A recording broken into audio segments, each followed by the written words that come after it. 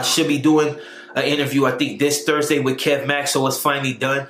And the reason I really wanted to do this interview, not only because I respect Dude's platform and the fact that he is an OG, but the simple fact that people respect him.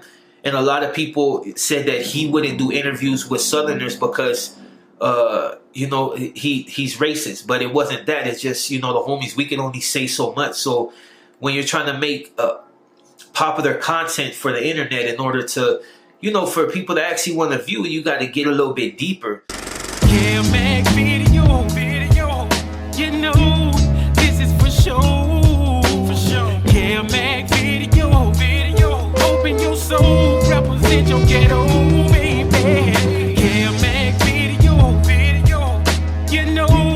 this is for sure. Kev Mac video, open your soul, represent your ghetto, baby. For the dime moves and the lokes, for the 6-4s on spokes, for the OGs that did a dime, came back around on parole, for the homegirls with the scrap game, little homies that gang bang, from Pelican Bay to YA, rearrange your mind frame. Yeah, I know what you been through, shit you had to go tend to. Your mama gave birth on the turf, I know them killers you kin to. This for the lost generation, broke as hell, mad and impatient. But if you know your history, you can't have a strong foundation, baby. Kev Mac video, this is for sure. Kev Mac video, open your soul, represent your ghetto, baby. Kev Mac video, this is for sure. Kev Mac video, open your soul, represent your ghetto, baby.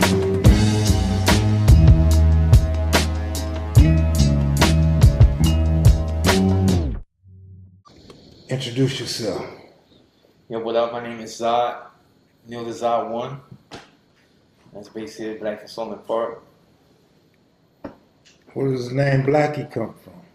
You know what? At the end of the, when I first moved to my neighborhood, a lot of people used to call me Demon. That's when I was gonna get into 2Ps. But when I moved to my neighborhood, it just didn't happen. My relatives didn't let it happen, so it's kind of just whatever. But Blacky was just, I had that choice. I had Blacky, I had Moreno, I could have kept Demon, I could have kept a few of them, but I chose to keep Blacky because, I don't know, I just seen it as a name. Eventually it changed to Wicked, but a lot of people still know me as Blacky. So you say you could have, or was gonna be from 2Ps? What's that all about? Because, I grew up in between Sun Valley, San Fernando, Pacoima, but most of the time I spent was in Pacoima.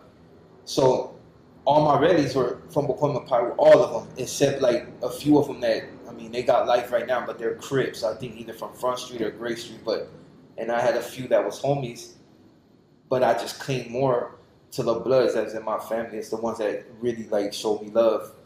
So, pretty much that's the route I was going. So you joined the Sureno gang? Yeah. And I joined my hood because they asked me if 2Ps would have came around and tried to jump me in, I would have just got jumped into there. It was just basically to gangbang, period. That's all my whole thing is, to gangbang. So what was the racial makeup of the neighborhood you grew up in? Oh, Sunland Park. Sunland Park was one of the neighborhoods. It's like we had Bloods, we had a few Crips there, but nobody really tripped on. There's never really any racial tension, never been no racial riots in my neighborhood, except like when we ended up getting into it with the waterfronts one time, and that's when it kind of just went out of whack. But other than that, it's like some of my homies were gonna be Bloods. It was just nobody really tripped on it. You know what I mean? But was it Hispanics, Latinos in the neighborhood? It was a balance. It was balanced. It was balanced. It was balanced. 50-50? Yeah. Any white folks? Yeah, there was whites in there. A few of them. They pretty much stayed in their house though. They didn't really. Outside of little kids messing around, they pretty much stayed on their own thing. About what year did you come off the porch? What do you mean? Start gangbanging. Oh, man. I think I got into my hood around 10 or 11. Around 10 or 11, because I hadn't been out of the city of Pacoima that long before I ended up getting jumped into my neighborhood. I think I hit the Sunlands around 88. And I wasn't even there, like, not even half a year before I had got in. And that was pretty much that, but, yeah. You been a juvenile hall, YA, anything? Why you know all juvenile hall, all camps, placements, group homes. See that. Did you roll black or Hispanic? Oh no, there's a few people on my page right now that know since a youngin' I've been double S. It's never switched up ever.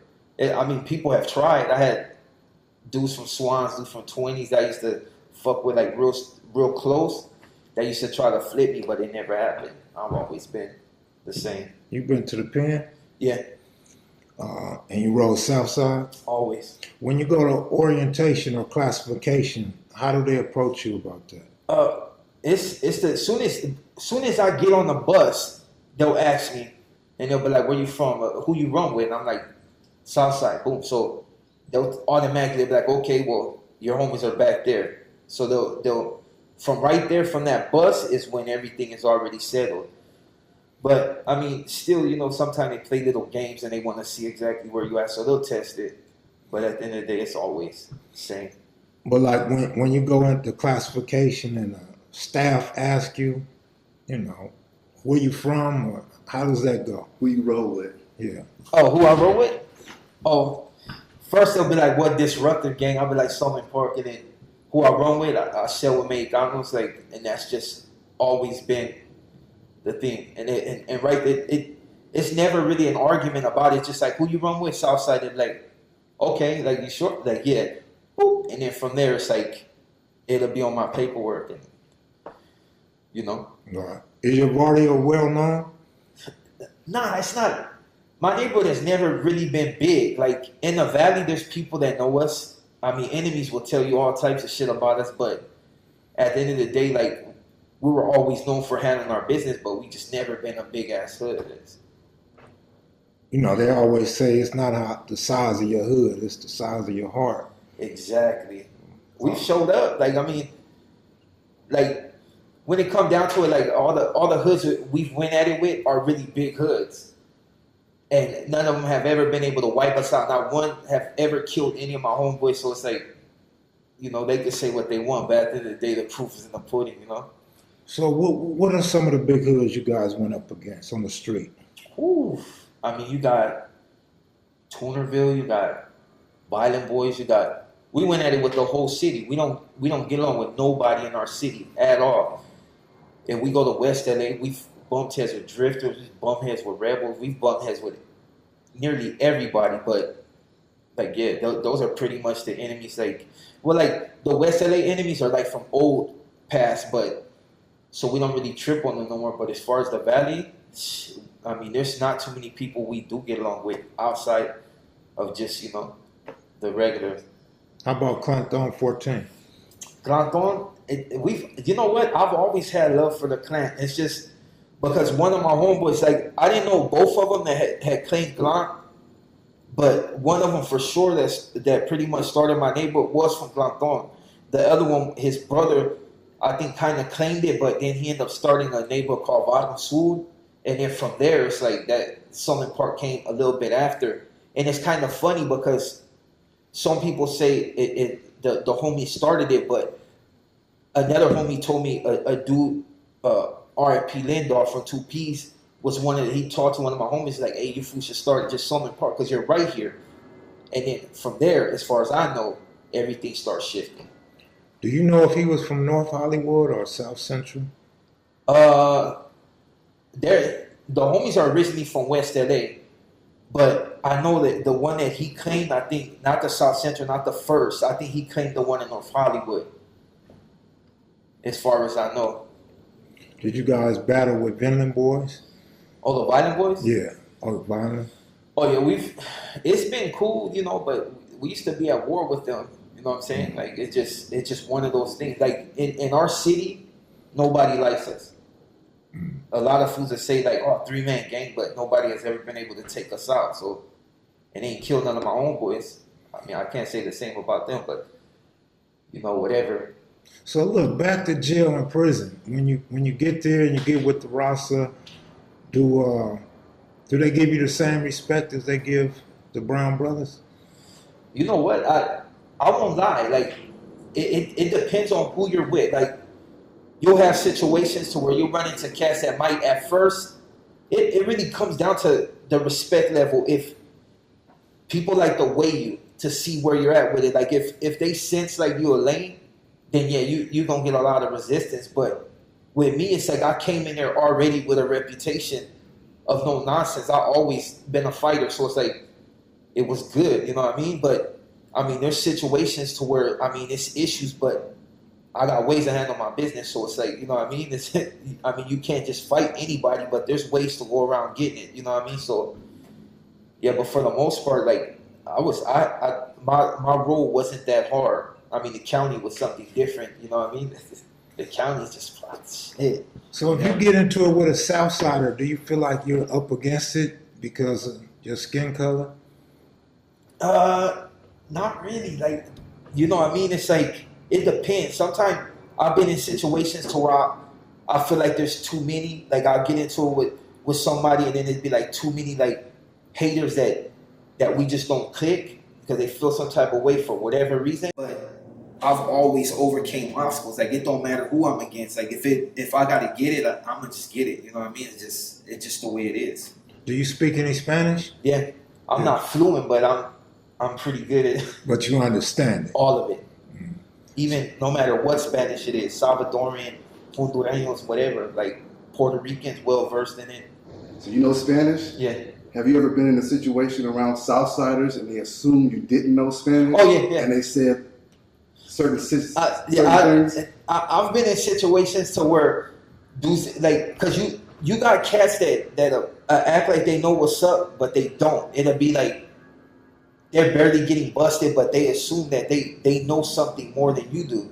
So, you know, they won't take you serious. And then some fools have said things, but like I said, there's always a way to go about handling things. Like, you can't disrespect me and I won't get mine.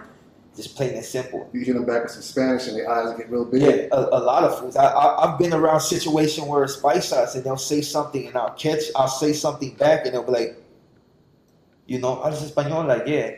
Like, well, hey, I didn't mean it. Like, all right, don't trip. You know what I mean? It's like certain situations you can't get it right then and there, but I got a way of getting mine. When the racial tension happens, and the words, the terms they use, mayate and roaches, cockroaches and all that, do you ever feel offended by that? Or do they tone it down because you're on deck? You know what? Like, I've seen fools say things when they're mad, and I'll just like leave it alone until I can address it myself. Because the whole thing is like I can't just front a homie off in front of everybody like and snap. So it's like sometimes you gotta pull somebody aside and just let them know, like, hey, look, whatever issues you have with certain people, you need to keep that to yourself or tell them when you're in their face. Like, don't say it and ain't nobody around, because that's false energy. Keep that same energy when you run into these certain people. And for the most part, fools, they'll slip and they'll be like, hey, Spencer, you know, and I'll be like, don't trip, just try to get used to keeping it out your mouth. But I mean, I've been in situations to where some fools just say, fuck it, I'm gonna say what I want. But I mean, so do they feel like you're taking up for blacks when you do that? I think that has only happened one time, and that was in juvenile hall. And they were tripping on some dude from Marvin, and that was my boy. So I took up for him, and it was kind of like, the dude that I got into was from Delano, so he felt like I was taking up for a dude that don't even run with us. But I'm like, we ain't in the county jail, you know what I mean? This is not prison. This is juvenile hall. Like, we fight heads up, ain't no jumping. So that was like the only time that I can recall, really.